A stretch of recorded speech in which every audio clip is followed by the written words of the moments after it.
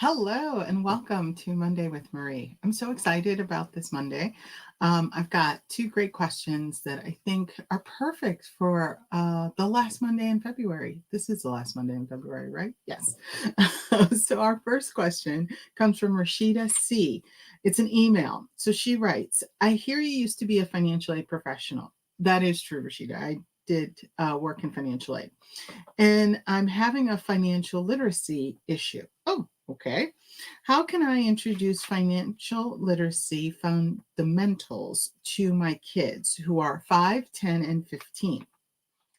Well, Rashida, I love this question because it's never too early or too late to help someone figure out their financial literacy.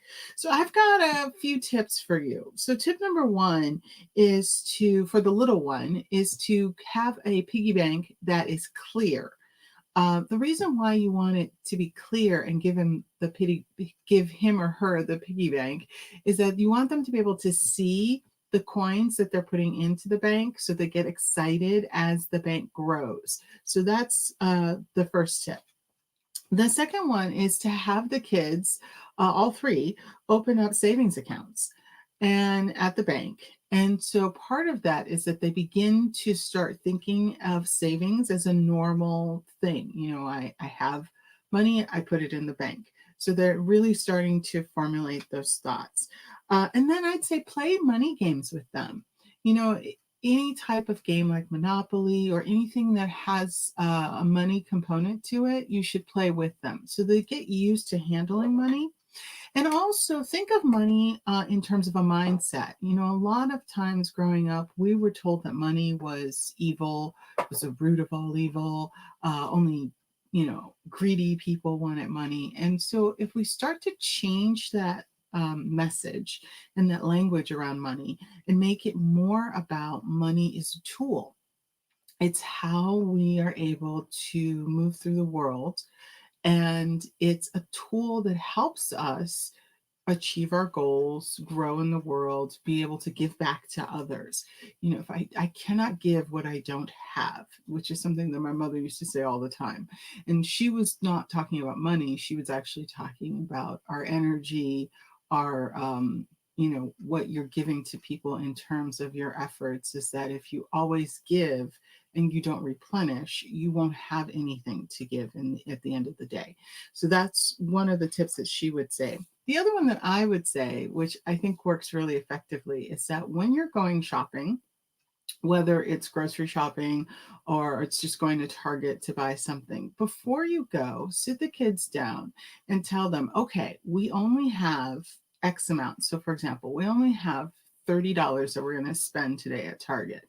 So, we're going to look at the price tags of things and figure out um, how we're going to get to that 30. So here's my list. What do you want? So that the kids are part of that shopping experience.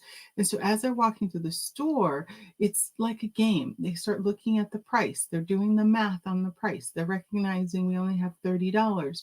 So that way you're helping the kids really think about it in a different way, thinking about money as a tool, going back to that point. And then talk to them about credit cards. One of the mistakes that we make is that we use credit cards so frequently, kids don't really see that exchange of dollars. And so it doesn't really have a concrete value. So if you begin to sort of talk about credit cards, talk about interest in simple terms for the younger ones and in more complex terms for the older ones, they'll begin to understand what exactly credit cards are, when they're due, that there's really an exchange of value that's going on, even though you don't really see it. And last but not least, create a spending plan with them. Now, I know a lot of times people say create a budget. The thing about budget is sometimes a word that's used for lack of. And I think what really helps people of all ages sort of understand, and this is something that when I would do financial literacy presentations, I would always say to people, is that think of it as a spending plan. Think of it as a way for you to be able to figure out how much I'm going to spend and where my money is going to go. and that savings is also part of spending, and investing is also part of spending, meaning that a percentage has to go to investments. So I'm spending that money to put into an investment. I'm spending that money to put it into savings. And I think as you start to use that language, it becomes a much easier conversation with kids. So I hope that helps, Rashida. And I love this question. This is a great question. So the next question I have, which is a really interesting question, comes from Nick and Nick D. And Nick texted this question. So he says, I'm hating on the trolls. Okay. I hope he's not talking about the troll movie because I love that movie. No, he's talking about LinkedIn, the trolls on LinkedIn. I'm tired of getting these messages that seems like somebody wants to connect. And then the next thing, it's a troll trying to sell something to me. Nick, I'm feeling your pain. I totally am feeling your pain on this one. Yeah, I hate the trolls too. You know, you're on LinkedIn to connect with people, to network, to spread your message through whatever social media. And then all of a sudden you get somebody that's like, oh, let me link in with you. Oh, yeah. So I have this great product, or I see you're a coach or a consultant, or you're an accountant, or you're a lawyer, and I can help you get more customers, or I can help you with your social media. And you're like, dude, I don't even know you. Couple of things. I got so sick of the trolls because I get quite a few of them. And so I'll connect with someone innocently thinking, oh, they're just trying to connect and grow their network because that's the message they sent me. And then they send me the next message, which is, I looked at your profile and I can help you, do this and do that. Yes, I'm doing the voice intentionally because that's how I feel that they're talking. So I decided to create a message, and it's a simple message. And it's one that I think is really helpful. So here's my message. Please feel free to use it yourself. My favorite thing about LinkedIn is connecting with interesting people to share ideas, get inspiration, etc. My least, and I put least in caps, favorite thing about LinkedIn is receiving unsolicited sales messages. So please don't be offended when I ask that you please remove me from your sales communications. If your only reason for connecting was to sell me, feel free to remove me as a contact. Otherwise, I look forward to start connecting and getting to know you better. Thanks. That's the message that I sent. And I literally cut and paste it. The moment someone sends me some unsolicited sales, I then send them that message. I've had some interesting responses to that, which is usually the next question. Like, what are some of the responses you've gotten for that? Well, one response was someone who actually replied back to me and said, no, I really do want to build a connection. I was just, trying to offer my services. And so that was great. And so we corresponded, and that ended up quite nicely. And then some people, they just simply ignore the message. And no one has actually disconnected from me, but I have disconnected from a lot of people who've continued to solicit those messages. So that's another one that's really interesting.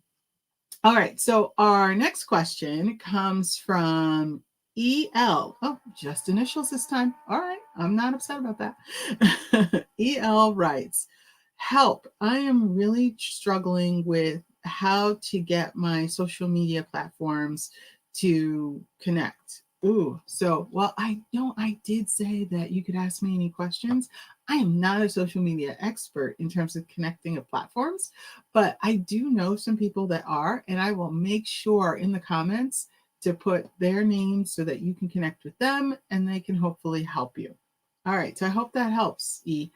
All right, so our next one is from Thomas. So Thomas says, I have a speaking engagement and I'm really nervous about speaking.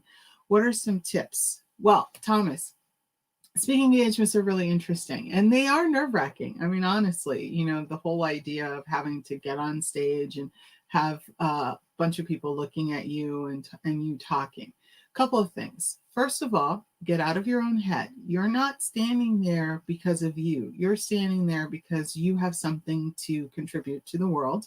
Someone has invited you to be a speaker. So you can actually speak to them and speak to whatever the subject topic is if you don't focus on yourself. That's one.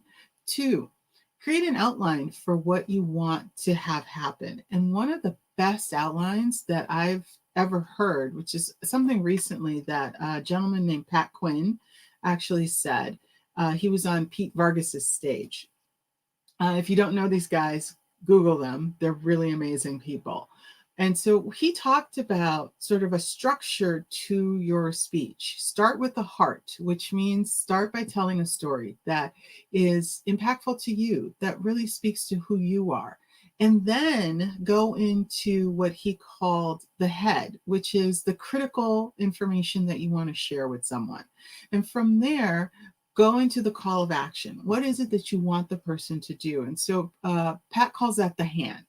So it's, what's the action you want someone to take? Do I want someone to do a reflection exercise to help them improve themselves?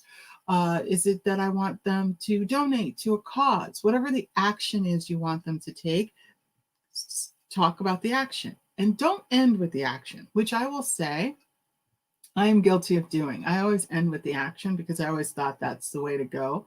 And what Pat says is that end with the heart, end with a message that sums up the point that you were trying to make, that leaves them with a message that they can walk away feeling good about or feeling reflective on, but end with the heart. And I love that formula. And I think it's a really good formula as you're building your speech and trying to figure out what is it that I want to say to people, is that heart, head, hand, heart. And again, not my formula. This is Pat Quinn's formula. And he is a really amazing sort of storyteller and sort of person that helps people build their stories. So I hope that helps, Thomas. And I love that question. So thank you for that question. Our next question comes from G. Hi, G. How are you? And G writes, I am having trouble with pricing. I cannot figure out how to price my services. Great question again. So pricing is tricky. And so really quickly, I'll give you a couple of tips, but I think you really have to sit down and sort of investigate what it is you want to do with pricing in more detail than what I'm going to give you today. But my quick tip for pricing would be think of exactly all the expenses that you will have for the engagement that you're doing. And when I say all the expenses, I mean even down to the paper, all the expenses. And then add that up. And then a quick and dirty of that would be multiply that by 5. Now, sometimes when you multiply that by 5, it's a large number. So then you can reduce it.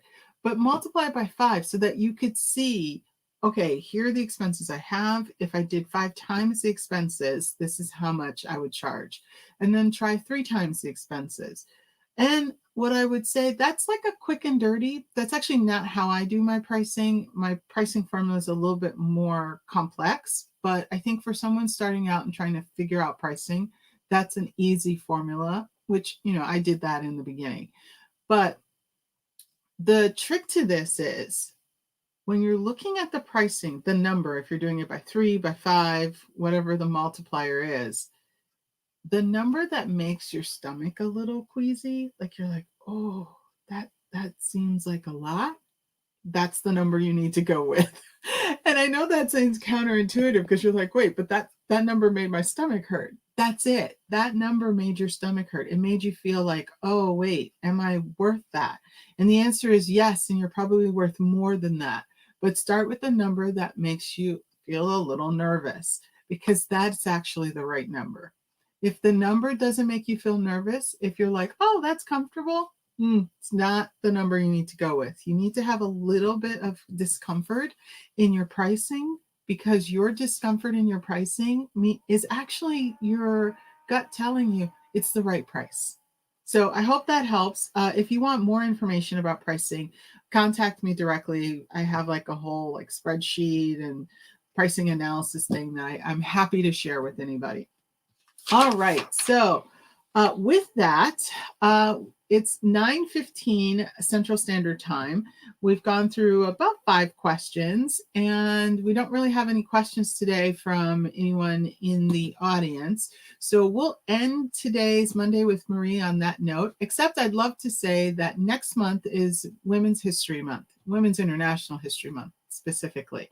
And one of the things that I'd like to do is I'd like to put together a challenge for Women's History Month.